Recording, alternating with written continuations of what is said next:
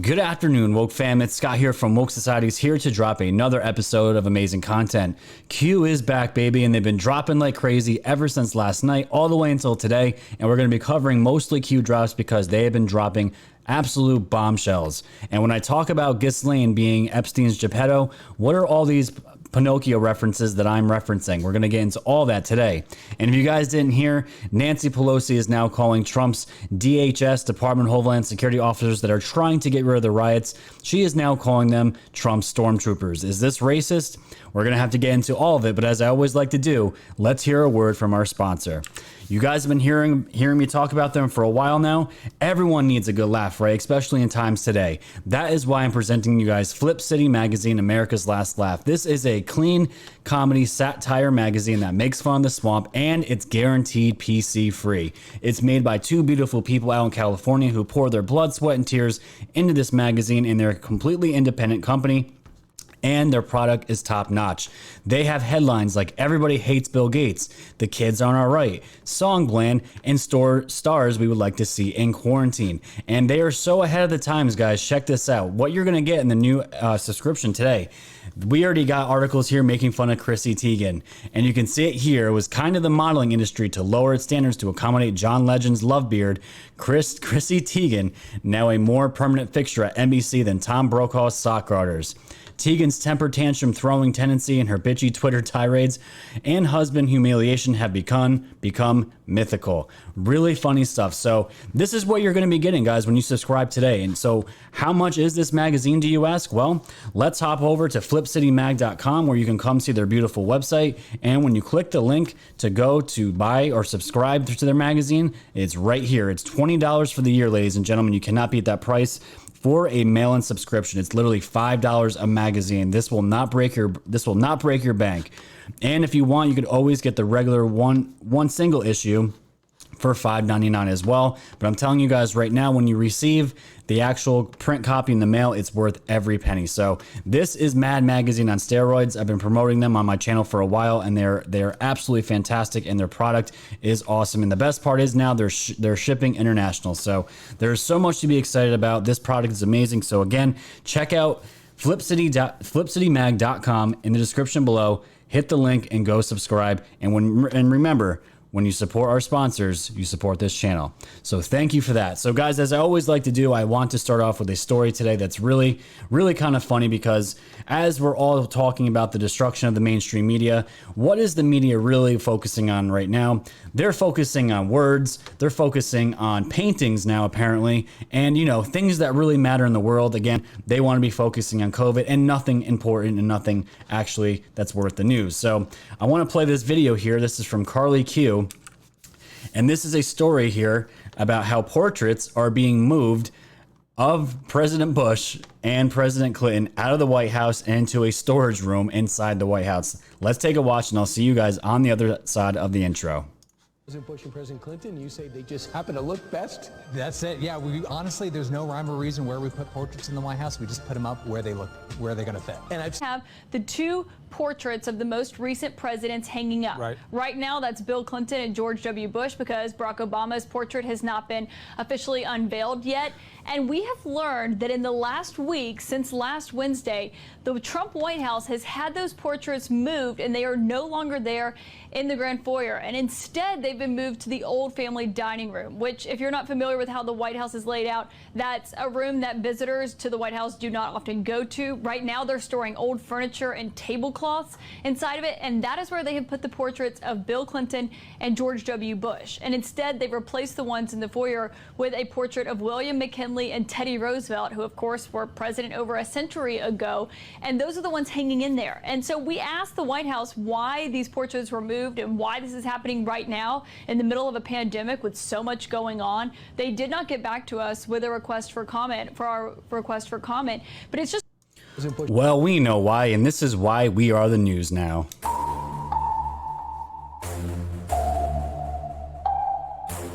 Thanks for tuning in to the land of the real. But it's like the Twilight Zone, the plan is surreal. It'll blow your mind when the plan is revealed.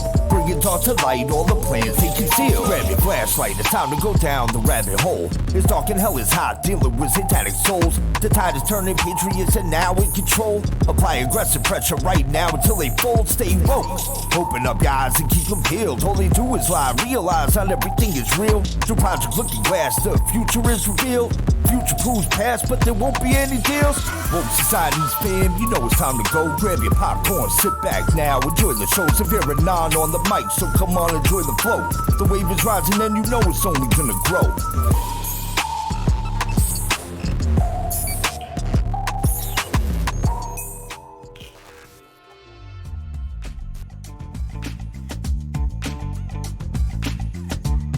All right.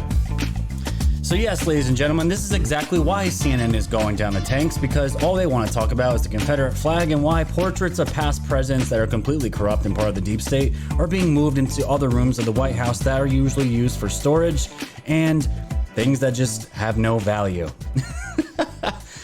This is why, ladies and gentlemen, we are the news now.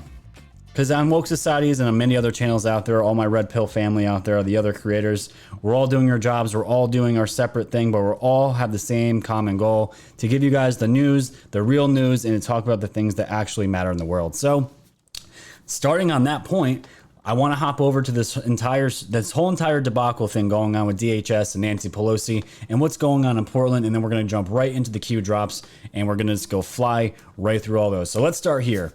AP News, Mayor of Portland to Trump, get your troops out of the city.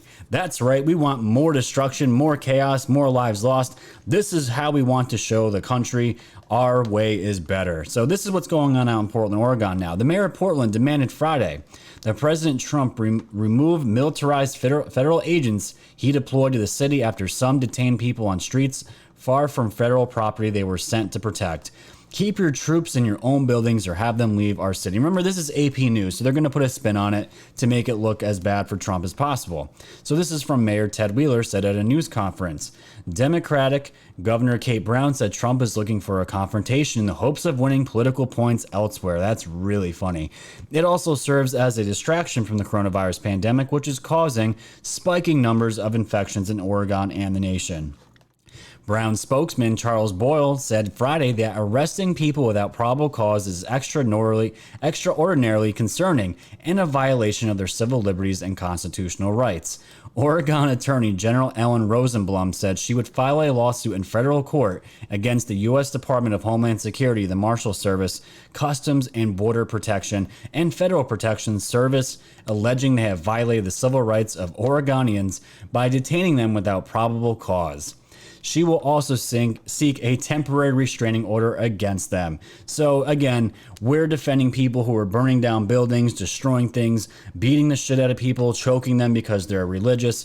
But you know, these federal agents have no probable cause, according to this mayor out in Portland. So are things getting better out there? No, they're not. And by the way, Trump is in his full legal authority to send troops out there to stop anarchists. Because again, let's call them what they are. They're not protesters. They are rioters. They are anarchists. They are anti-Americans and people with absolutely warped minds right now. And they're still trying to rip down statues. So in my mind, obviously, and everyone out there that's listening obviously knows what's going on here. But we have the Portland mayor telling Trump to get his troops out of there so more people can peacefully protest. So it wasn't just that mayor that had to weigh in on all this. We had Nancy Pelosi. This is the first thing I saw this morning, and it was really funny to see. So we have Nancy Pelosi here calling the DHS officers unidentified stormtroopers. Wow. Unmarked cars kidnapping protesters and causing severe injuries in response to graffiti. I'm sure the people that lost their businesses due to graffiti. I'm sure that's all they're doing, right, Nancy? These are not the actions of a democratic republic. You're right. They're actions of anarchists and people who hate America, Nancy. That is a great point. So she continues to say, at DHS governor's actions in Portland's undermine its mission, Trump and his stormtroopers must be stopped. Now, I said in the beginning of the episode, is this something racist? Now, I don't necessarily think it's racist, but, you know, anyone that knows Star Wars knows that the stormtroopers were part of Darth Vader's army. There is the evil person in the story. We know where she was going with this, but again, she is, again, painting these people as just peaceful protesters and all that, when we know exactly that these peaceful protesters, the ones that were there originally, their whole entire movement got hijacked. Police officers have been saying that, black police officers have been saying that, and people that have been on the ground have been saying this for months now. And here we are, we have Nancy weighing in with her vodka breath, talking about Trump and his stormtroopers. They must be stopped. And again, they're going as far here out here in Oregon. The Attorney General is going to sue to stop these federal arrests of Portland protesters. So again, we have Democrats here backing up protesters, and still not one of them has denounced Antifa, have denounced the protesters, because they can't, because they're puppet master Soros, and whoever else is controlling the situation knows they cannot do that because it's not part of their plan. They have to continue to go down with the sinking ship. So hopefully this doesn't happen, but Oregon Attorney General Alan Rosenbaum will file a lawsuit in federal court today seeking a temporary restraining order barring the Department of Homeland Security and other federal law enforcement agencies from seizing and detaining Portland protesters without probable cause. Good luck with that. Have fun wasting everyone's time. And I'm sure the people's businesses that got destroyed love knowing that you're going to further protect these people, and they will continue to destroy businesses. It's a great place to live, great place to have a family, great place to have a business. So good luck with that. But the best part about this is, if you guys haven't followed Andy Ngo, he's been one of the guys that have been following Antifa for a very long time. He was on Fox News, and he was weighing in on what is going on out here with all these protests and Antifa. And here we are on Twitter. The claim that Trump's secret police are abducting people is a lie. And this is the narrative that they're pushing, that people are showing up unidentified. There's nothing, I guess, identifying them as police officers. That's what they're saying. They're just random people showing up in masks and weapons and unmarked cars and just stealing people and kidnapping them like we live in China. But obviously we know that's not what's going on, because right now the top heads of Antifa are being arrested in mass numbers, and people that are just causing destruction are getting arrested in mass numbers and being put in jail where they belong. So this is from Andy Ngo on Twitter. The claim that Trump's secret police are abducting people is a lie. It's an Antifa falsehood to distract from the fact that DHS has been extremely effective at arresting criminal suspects. I went on Fox News with Professor John Yoo to discuss the Portland riots, and let's hear what he has to say real quick. Okay, so listen, this has been going on. I think we're on our 50th night, Andy. I know you've been there. You've been in the midst of it. There are folks there who are saying it's like stop and frisk meets Guantanamo Bay. They say people who are protesters, who aren't doing anything wrong, are being abducted by federal authorities. Can you tell us anything like this, or what you saw while you were there on the ground? No, that is an anti-pop talking point that's being repeated by sympathetic media. So all federal law enforcement agencies are going to have unmarked vehicles so that they can do surveillance and discreet arrests of people who are evading arrest, right? So it's no surprise, and it's quite obvious that they would use unmarked vehicles to discreetly pull up to violent criminal suspects and arrest them with minimal or no force. And the reason why people are bringing this up as a distraction is because it's quite effective. The federal law enforcement have made numerous arrests since their short time in the city of Portland, and they've bringing serious charges of assault against law enforcement, destruction of federal property, and this is just an Antifa talking point. And there you go. And he knows it. We all know it. The media that's supporting these views of Antifa, they're not reporting on. And the Democrats know these practices that are being used by federal employees, people that work for DHS, the DHS officers. The Dems know when they run operations, this is something that's common knowledge. It's common practice that they go around in unmarked vehicles, and they're not out there with big signs saying they're police and big signs on their car that says DHS on the side of it. Because how the hell else would they get so many people? The arrests with the police aren't working right now. They haven't been, and it's not even the police's fault. But here we are. Here we are still. And there are being a ton of arrests being made. And you would never know what was going on if you watched the TV. So we'll have to see what happens with this as the days continue. But my boy Methods, always putting out some really funny stuff. He put out this tweet here. Says, Nancy Pelosi, Trump and his stormtroopers must be stopped. And Method said, me, yes. A bunch of stormtroopers dancing and having fun. And it's funny because I tweeted it out today.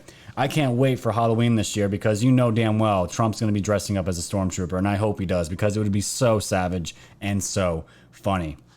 So we'll have to see what happens. We'll have to see what happens. And real quick, as we're, hold on, what's this?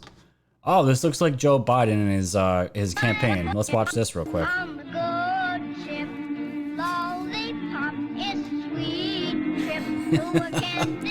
How's that campaign, Joe?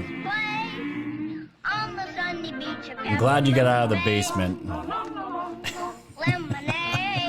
Just wanted to throw that in there for you guys. Trump is always trolling, and it's so fun to watch. So it's really good. And we know Biden's somewhere in his basement hiding somewhere. I don't know if he's ever going to come out. It's going to be Trump on the stage, and there's going to be a TV next to Trump, and they're going to be going at it, apparently. That's what it looks like at this point, because I don't see anything else going on here. So let's get into the Q drop, shall we? Because we have so much to cover. There's so many things going on with them, and we just have a lot to cover with it. So I want to jump into it earlier today than I normally do in an episode. So let's get into it, shall we? So 4581, there has been some big declass that's been coming down the pipe, and we got some more of it yesterday. So 4581, Senate releases declassified docs that substantially undercut Steele Dossier, Page FISA warrant, and here's a link to the judiciary.senate.gov website talking about exactly what this is. So this is from the Committee on the Judiciary, and this looks like Lindsey Graham talking here. So this is what it reads. Today, as part of the Senate Judiciary Committee's ongoing investigation into the Crossfire Hurricane investigation and related FISA abuses, Chairman Lindsey Graham released two recently declassified documents that significantly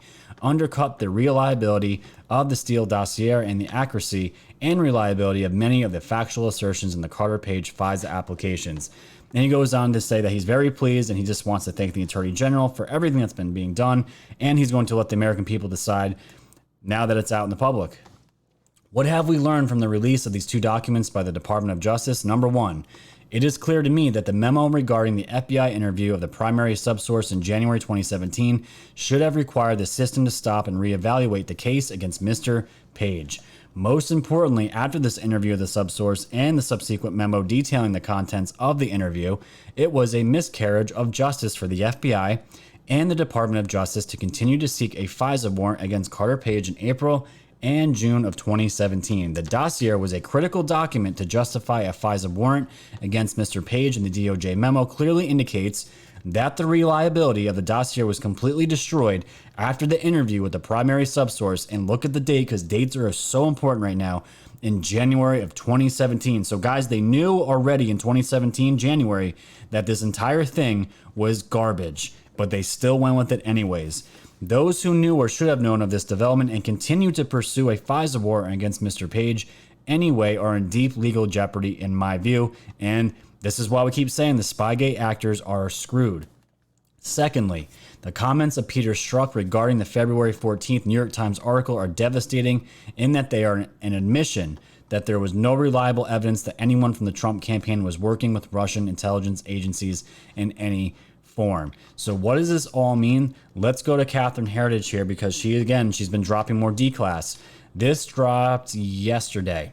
So she says, new declassified FBI records released show primary subsource for Steele Dossier cast doubt on most salacious allegations against their then candidate Trump during FBI interview late January 2017. So this is 4 months before they wanted to push this stupid special counsel, Robert Mueller, to continue the investigation. This was 4 months before. So they knew already this entire dossier was bad. It was bad evidence. They had nothing, but yet they continued to push this case, and that's exactly what they did.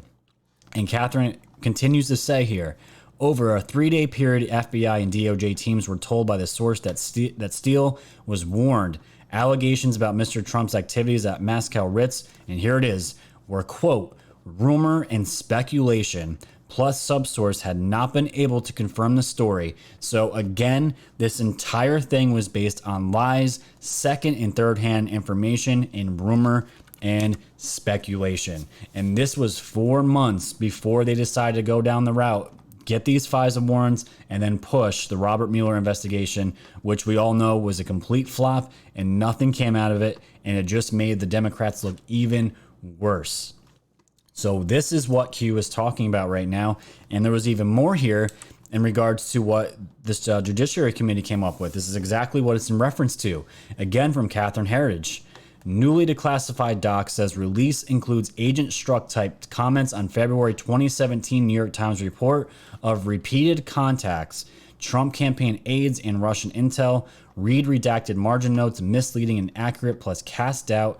Dossier author Steele. So what we have going on here essentially is that they knew way ahead of time that this entire dossier was misleading and inaccurate, and Peter Strzok wrote notes saying this exact same thing. And it's I don't know how you come back from this. And I can barely read the handwriting on here. That's why I'm not even going to try to bring it up. But either way, this is what Q is in reference to. This is what they're talking about right now. So again, it's out. It's out now. So all we have to do right now is wait for the hearings, because I want to see these people fry. But it gets even worse. 4582. FBI Crossfire Hurricane Unit watched Trump the day he took office of oath. And they link a Washington Times article here. And this is where it gets... Not here. Where is it? Is it this one? Oh, here it is. Got it. It's loading up. So FBI Crossfire Hurricane Unit watched Trump the day he took oath of office. And here we are, Peter Strzok smack dab in the middle of this. FBI agent Peter Strzok here and his FBI Crossfire Hurricane Unit were focused on the White House during President Trump's inauguration celebration, so much so that the angry, that's in quotes, angry agent complained he was kept out of the loop on a Bureau counterintelligence briefing there. Mr. Strzok, who would later be fired for his anti-Trump message to FBI lawyer Lisa Page, erupted the day after Mr. Trump became president, because it wasn't because he erupted because he lost and he knew he's in deep trouble. According to newly released emails obtained by Judicial Watch, a conservative watchdog in Washington, Mr. Strzok said in an email to his boss, counterintelligence chief Bill Priestap, he could have folded the FBI briefing into a strategy for investigating Trump associates. I heard from Redacted, and I think this is him speaking here. I heard from Redacted, there's no name here, about the White House CI briefing routed from and against Redacted. Mr. Strzok said, I am angry that Jennifer Boone did not at least CC me. As my branch has pending investigative matters there, this brief may play into our investigative strategy, and I would like the ability to have visibility and provide thoughts/counsel to you in advance of the briefing. This is one of the reasons why I raised the issue of lane/responsibilities that I did when you asked her to handle White House detailee interaction. The afternoon and night before the inauguration, a bevy of heavy redacted emails were exchanged by Mr. Strzok and other high-ranking counterintelligence officials, and these documents suggest, and here's the bombshell, the sentence that you all need to pay attention to. These documents suggest that the President Trump was targeted by their Director James Comey, FBI, as soon as he stepped foot into the Oval Office at Judicial Watch, President Tom Fitton. These people are going to have a lot to explain, Patriots, and I don't know what their reasons are going to be. I just want to see these people fry and flip-flop and go after each other and tear each other apart, throw each other on the bus, because it's been years of this garbage, and now we're finally seeing the declas, the undeniable notes, the pages, the emails, all this stuff coming out right now. All this declas, and you're wondering why COVID's happening right now. These riots are still happening right now.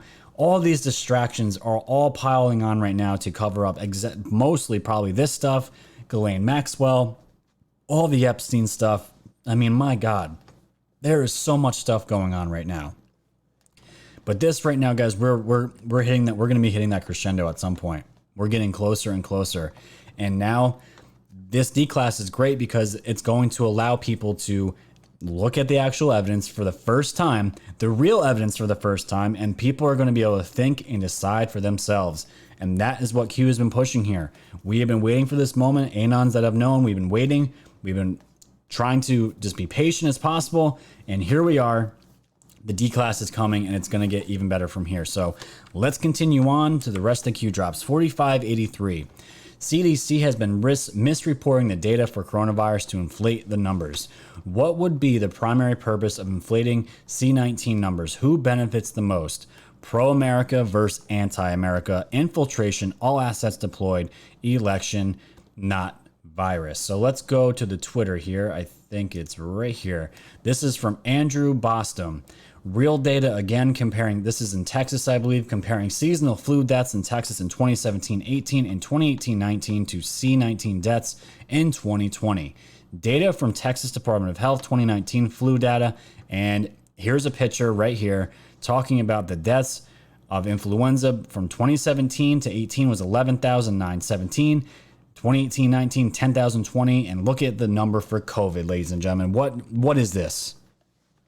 The number is 3,322, and this is what's being mandated for masks right now in Texas right now. Of all the states, of all these states that I figured would never do this stuff, and here we are. I'm out here in New York, and they haven't mandated masks for the entire state. But Texas, Arizona, Alabama, what is going on out here? What the hell is going on? Well, you see these numbers, these stark contrast here. What is this really about? We all know. It is about the election. So this is what Q is talking about and referencing here. 4584. They manipulated COVID-19 for political purposes and the 2020 election. CDC COVID-19 data actually lower than reported and actually is in the kill boxes. Why did select D govs for mandate nursing home C19 positive insert? Election, not virus. Win by any means necessary. And actually, it was another tweet here.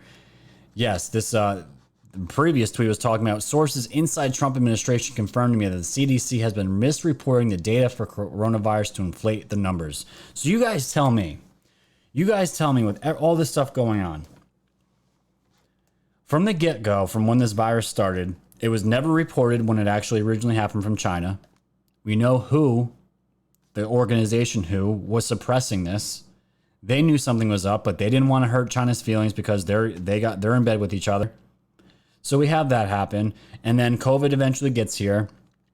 And we know what's going on with the deaths and how death certificates are being filled out by doctors. We know people are just being assumed to have COVID. People are dying and they're just writing COVID on the death certificates because the hospitals get a ton of money, insurance kickbacks, so many things. So you have that in the mix. And on top of it, you have the CDC misreporting data, and you get Trump is getting a hellstorm from the media because he wants his own way of getting the real data out on a daily basis. And that's exactly what he was doing. And he's getting killed for it right now. And then we find out the CDC is misreporting the data. Since this entire thing has started, the numbers have never added up anywhere on any model. Nothing is added up. Everything Dr. Fauci has been talking about is garbage. All of it. These mask mandates, they mean nothing. This entire thing is a show. And when I see people walking around with masks, I can't help but laugh. I can't. It's so sad to see what's going on, but this is the biggest psyop I could possibly think of with the mainstream media and the American public I have ever seen in my life. But Q keeps talking about these COVID numbers. Why does this keep happening? The election, not the virus. So 4585, this gets even worse. Cover up. CDC labs were contaminated, delaying coronavirus testing, officials say. How do you provide cover for invalid positive test results? Think pawpaw.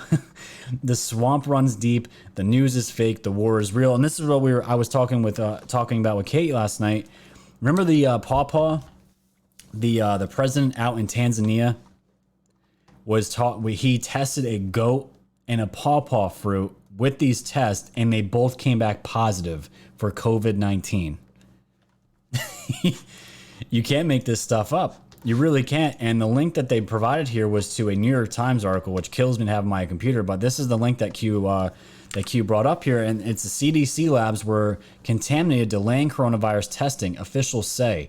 Fallout from the, let me see here, right here. Sloppy laboratory practices at the Centers for Disease Control and Prevention caused contamination that rendered the nation's first coronavirus test ineffective. Federal officials confirmed on Saturday 2 of the 3 CDC laboratories in Atlanta that created the coronavirus test kits violated their own manufacturing standards. No, you know what that is? They were probably told to push things through by some of the higher ups. Doesn't matter what the results are because we were trying to get out a certain narrative. That's what my translation of that is, resulting in the agency sending tests that did not work to nearly all the 100 state and local public health labs, according to the Food and Drug Administration. But yes, let's yell and blame Trump for all of this. All those 100,000 deaths that mean nothing when you bring it up to people who want to mob you on Facebook and Twitter. All those deaths are at Trump's feet. No, they're not. No, they are not. Not one of those deaths are at Trump's feet. The people that did this out in Wuhan and everyone that's implicated in allowing this stuff to happen, they are the ones that are responsible for all of this. So let's get that straight and let's get that clear here. So we're going to continue on. So that's the thing. Like, how can you possibly believe anything that any of this is, how is any of this is accurate? How is any of this truth? Can it be? And it gets even worse. 4586, coordinated deception, Florida labs not reporting negative COVID-19 test results. And how important is Florida for the 2020 election? And they are super important. One lab equals possible human error. Countless labs equals deliberate coordinated. Largest coordinated disinformation campaign ever to be pushed. And Q agrees right there, by controlled entities. Who benefits the most? And this is just a story out from Fox News talking about how multiple labs were all telling people they were all positive and there was literally no negative test results. And how does this happen on multiple labs? It would be understandable if it was one, and that's what Q's whole entire point is, but we know, and look at this, countless labs have reported 100% positivity rate. There is no way.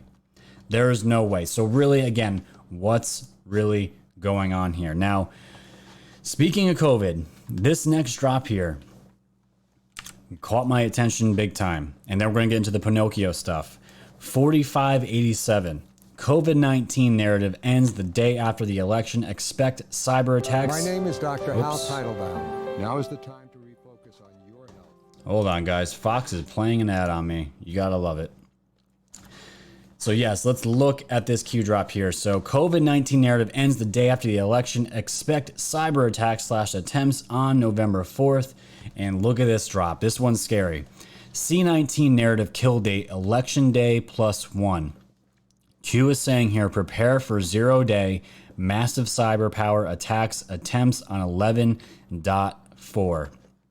And there's a tweet here that they linked, and this one is a little scary. So this is from Alexander Bauman, and he says safety standards and core rules for Washington State conveniently end the day after the election. Is this about a virus or the election? Who benefits the most? No debates. Can Biden debate? And this is the health guidelines for Washington State right now. And look at the effective dates. They were moved up to July 8th, and look at the expiration November 5th. How could you not have made it more obvious? Couldn't you at least put maybe December 5th, November 12th, something? 2 days after the election, this is when this expires. Maybe by the +1 there, they didn't want to get people's attention. So this is what they were pushing for. It's unreal. So again, this guy Alexander says, no debates. Can Biden debate? Who benefits the most? Obviously, the Dems are completely benefiting the most from all this right now because it keeps their candidate that would normally be talking about things he wants to change for the country and things he wants to do for the country, but we haven't heard jack shit from him. And he's still in the basement. Or on that burning ship that I showed you guys before. Either way, but Q is talking about here a cyber attack. Now, it's scary because we don't know. We keep hearing about blackouts and the internet takedown. Something like this where they talk about prepare for 0-day. I don't know if that means there's going to be an internet shutdown, and when the internet shuts down, it's going to scrub everything. I'm talking all internet profiles, Facebook, Twitter, YouTube videos. Who knows? But it says this entire narrative will die 1 day after the election. And the attacks, this cyber attack will happen on 11.4. Now remember, Q does put out disinformation there. And remember, do not get your hopes up with dates and times on things, because we don't know who some of these messages are for. And we've been told before by Q, and you have to keep in mind that these messages are sometimes for operators that are out there and for other people that are reading these things to carry out missions, to carry out operations. Who the hell knows? We don't know everything. We will never know everything. But it's something to keep in the back of your head. Plan for something to happen the day after the election, because right now I want to tell people, if Trump is reelected, things are not going to be peaches and cream the moment that happens. A lot of these people are still going to be in the positions that they are in. So be prepared for that. Things aren't just going to happen and change overnight. It'll be nice that Trump doesn't have to worry about a reelection the next 4 years of his presidency, but we'll have to wait and see what happens here. All right. Now let's get into the Disney stuff, because this stuff gets really weird. And this is why I titled the episode this. Disney's Pinocchio. Little boys taken to islands. They hide their sickness in plain sight. Now, me, like a bunch of other kids, we grew up watching these things. Let's just look at this and try not to get scarred from it. Do not give up the citizen investigation. This is Q talking here.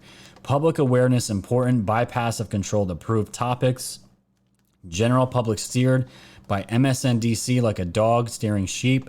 Have faith in humanity. And we're going to a tweet here from the Q Storm. And this is very disturbing, and something I never realized was a thing until I started looking into this a little bit more deeper here. And I'll see if this pulls up. Right. So it says, this is a picture here of the Pinocchio book. Meanwhile, Honest John and Gideon were at a tavern. A fat coachman was there too. Honest John bragged about how much money Stromboli had paid for Pinocchio. I pay even more for small boys, said the coachman. He showed them a sack of gold. And I looked into this. This coachman pretty much is a child trafficker, bringing boys that he pays for to an island called Pleasure Island. And it gets creepier. The coachman told Honest John his scheme. He brought boys to a place called Pleasure Island. He said no boys ever return, at least not as boys. That is disturbing, because we know the deeper side of what this is talking about. Honest John decided to catch more small boys, and just then, Pinocchio and I were racing home to Geppetto. I ran very fast. I didn't see Honest John stop Pinocchio until it was too late. So there's a lot of digs out there with Disney, and even this Q Storm said #dump Disney. These people are sick, and Q is letting us know. This is why I'm telling you why it was so important when Q linked the Dan Scavino video with the Linkin Park tribute song in the end in the background. They know what's going on with kids.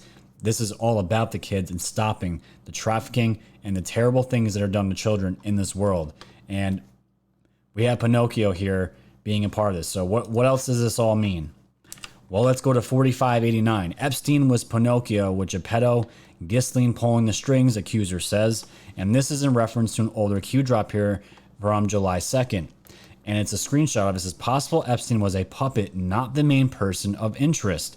Financed by who or what foreign entities. Primary gather blackmail and elected politicians, dignitaries, royalty, Hollywood influencers, Wall Street, and other financial top-level players, other high-profile industry-specific people, etc. Feed an addiction, controllable, Maxwell family background, and you guys, if you don't know the Maxwell family background, dig into it. Look at what her father was into. It'll blow your mind. Robert Maxwell history. There he is. Intel, agency, wealth, class-199. Sometimes it's the people in the background that are of greater significance, and that keeps coming up with pictures that Q is dropping. And we all know Bill Clinton. We know the big dogs, but sometimes there are people in the background, these pictures that are even more important and have more of a connection to the story. And 4589 here, Q links a post to the New York Post. Let's pull it up here. And this says, Epstein was Pinocchio with Geppetto, Ghislaine pulling the strings, accuser says. And before we get into that, this is kind of how I felt since Ghislaine got arrested. Everyone was so upset when Epstein supposedly killed himself. We thought he was the biggest fish of all. But at this point, I'm under a different conclusion. I honestly believe Ghislaine is the one that was running the show. And look at what this accuser says here. Ghislaine Maxwell is far worse than Jeffrey Epstein when it came to abusing young women and girls, according to their most outspoken accuser. In fact, she was Geppetto to his Pinocchio. She was pulling the strings, Virginia Roberts said of Maxwell on Thursday, calling Maxwell the mastermind and a monster. Ghislaine was much more conniving and smart than Epstein ever was. I know that woman. I've known her very well. Put it this way, Epstein was Pinocchio and she was Geppetto. Virginia had still more choice words for Maxwell. She is a monster. She's worse than Epstein. She did things even worse than Epstein did. She was vicious. She was evil. And she's a woman. Virginia called Maxwell's arrest 2 weeks ago on charges that she recruited girls for Epstein a moment that was momentous and just surreal. It's one of those life moments that I'll never forget. And there was quotes from Maxwell also saying that she knew Epstein would be her downfall and that she had to distance herself. And when she says things like that, when you hear quotes like that, that tells me that Ghislaine was doing the work. She was the one behind the scenes, and essentially Epstein was her puppet. And they worked in tandem with each other. And we have one of the most prolific, there we go, prolific survivors of all this, for Virginia Roberts here, calling Ghislaine out and saying she is the monster and she's worse than Epstein. So let it be, maybe this was a blessing in disguise, guys. The ones that got really discouraged when Epstein supposedly killed himself, maybe he wasn't the big fish that we all thought he was and what we needed. Maybe it was Ghislaine this entire time. We'll have to see.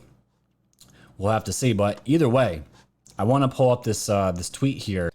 So yes, a tweet I wanted to cover here from Patriot Soapbox. This is just to add some more context. This is something I just thought was interesting. It's more tinfoily than anything, but just take a look at this. So they tweet out, wow, now think about this. Geppetto. Then they put Geppetto, G-E-P-E-D-D-O, and pedo. We all know what that stands for. He handles the toy he made, Pinocchio, pulls its strings, makes it do whatever he desires it to, but it gets worse.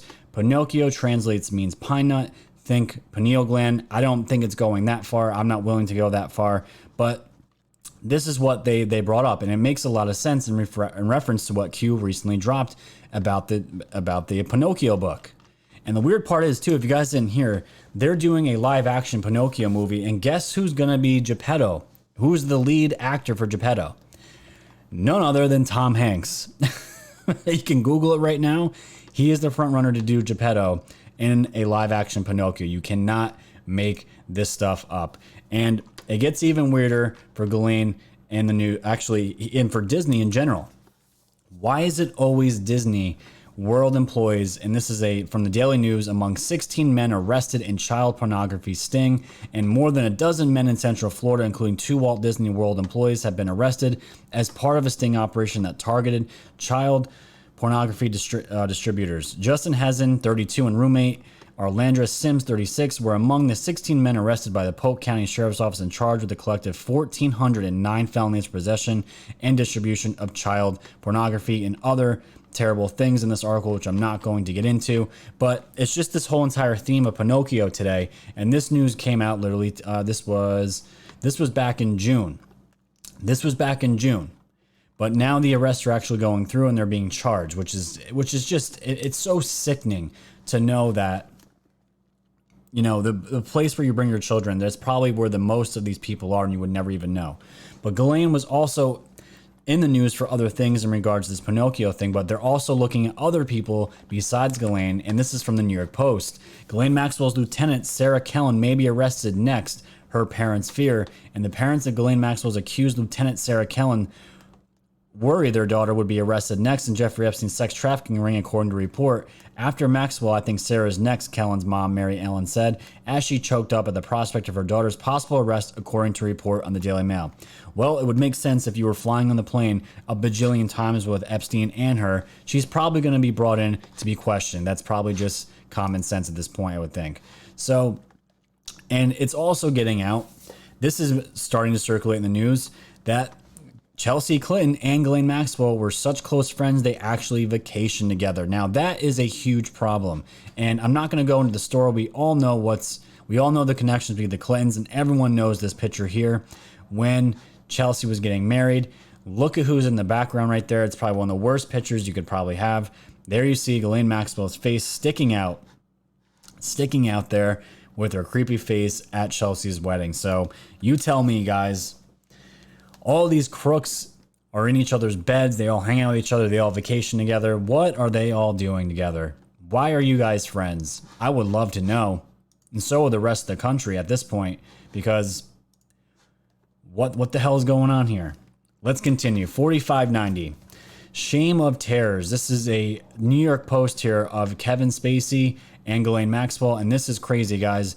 This marks the third Spacey accuser to die in 2019. At what point does it become painfully obvious? And it's here we go to a Washington Examiner article here talking about how Kevin Spacey, he had 3 accusers in the same year kill themselves within the same year. How does this happen? This is an article from December 26, 2019, and Q's bringing this up because it's relevant to Ghislaine. They're pictured. I don't know where this is. I think this might have been out in the UK, but they're pictured together again, proving people like this have like company and all that other stuff. 4591. This is a Breitbart article, and it says 5-5 with the question mark, then Q. And then when you go to the Breitbart article here, it says the article headline is Connecticut Satanic Desecration Marks 11th Attack on Christian Church. And St. Joseph's Church was vandalized this week as an unknown individual or individuals painted satanic and anarchist symbols on its doors, reports the New Haven Register. So this is out in Connecticut. And again, I'm surprised this wasn't blamed on Q yet. But now we're seeing attacks on churches, Catholic churches, Christian churches, whatever you want to say. A church in general is being now attacked, and they're being vandalized. So it's moved from statues, it's moved from George Floyd, and now it's erupted now from also police now going after churches. So really, the whole entire plan is out there. Dems, deep state, whatever you want to call yourselves, you're all in the same bed with each other. We're seeing what's going on right now. We're not stupid. We know what the end game is. You are trying to completely uplift and just dishevel our principles and our values as Americans. You're trying to erase everything. We got it. 4592. When was the last time you witnessed a Democratic Party leader being patriotic? Not in a long time. Exhibiting national pride, love of country. When was the last time you witnessed a D Party leader speak out against the riots, violence in the streets? MSNBC projecting peaceful protests. When was the last time you witnessed a D Party leader support who took the oath to protect and defend? Not in my lifetime that I can remember. When was the last time you witnessed a D Party leader support and call out for unity across our nation? Why do they want people divided? Why do they want people categorized? Who controls the Democrat Party leaders? Foreign, the great deceivers. And that's exactly what they are. 4593 to wrap up the show today. When the news is no longer trustworthy, it is up to each of us to use discernment. Have faith and trust in yourself. Unity, not division. And where we go one, we go all. And we're going to go to that link here. This is somebody out in Germany. He is talking to a group of people, and the quote here says, "We are not alone. More and more people awake. Where we go one, we go all." And the person filming this said, "I had freaking goosebumps." He actually said that in front of this huge crowd, maybe 3,000 to 4,000. Let's listen in real quick.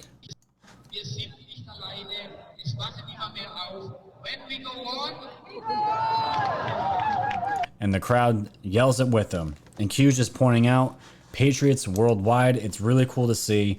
And that's all the Q drops that we have today, ladies and gentlemen. This episode flew by. It was such a pleasure to do this. And I want to just play one video here because I want people to just realize, if you see a cop today, watch this real quick. Look at this. This is out in Chicago, and all these cops are doing is protecting a statue. And they are surrounded, and all they're getting glass thrown at them, cans, garbage. It's just so terrible to see. Nobody should have to deal with this. Nobody. There was a metal bar that was just thrown at one of them. This is crazy. It's crazy. So if you guys see a police officer, just let them know they're appreciated. Let them know, because they're the only thing that are keeping anything between us and our anarchists like that. So I feel for them a little bit. Let them know they're appreciated and that they are respected, because nobody should have to be dealing with that. So thank you guys for joining us today. Thank you for listening out in podcast world. You guys are the best. So again, go to my channel here, like, share, subscribe, comment, let everyone know we are the news now. We're at 90.3 subscribers. We are on our way, ladies and gentlemen, to reaching the 100,000 1,000 mark, and I cannot wait to get there. So check that out. Go to my Patreon as well if you want to become a diehard fan. You get an extra live stream out of me on Mondays for that. So check that out. There's a bunch of different tiers with different stuff. And of course, check out my shop, guys. I have all the summer attire, the V-necks, the tank tops for men and ladies. I got all these cool mugs, Orange Man Rad, and I got 2XL sizes now for most of this stuff. So you guys have been asking, I've been providing. You got this thank you hat, and of course a bunch of other hats my brothers makes, and all that good stuff, all the woke merch as well. And we got a Woke Society's official snapback as well, which is beautiful. I just got that in from my brother the other day. So we have all that going on, so check it out, look at it, tell me what you think, let me know what you guys think of the episode and all that good stuff. So for everyone out there, anyone out there that's on my that's on Patreon, I'll see you guys Monday. Everyone else, I'll see you on my Tuesday night live stream, and we're gonna get this party started all over again. So we'll have to see what happens. So until then, guys, stay safe, stay warm, and as I always say, stay woke.